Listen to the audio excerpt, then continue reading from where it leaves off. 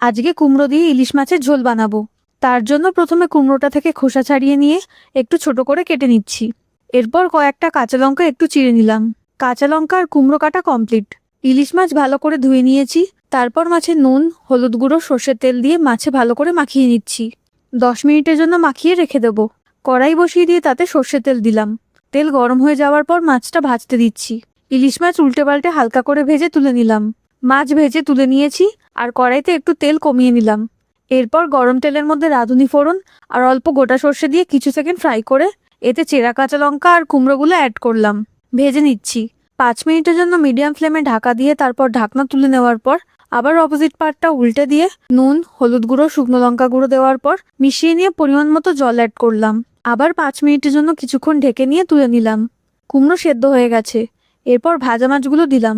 ঝোলের সাথে মাছ মিশিয়ে নিয়ে আরও 1 থেকে 2 মিনিট ফুটিয়ে নিয়ে গ্যাস অফ করে দিলাম। আজকে রান্না রেডি। রান্নাটা ভালো লাগলে লাইক, শেয়ার, কমেন্ট করবেন আর সাবস্ক্রাইব করতে ভুলবেন না।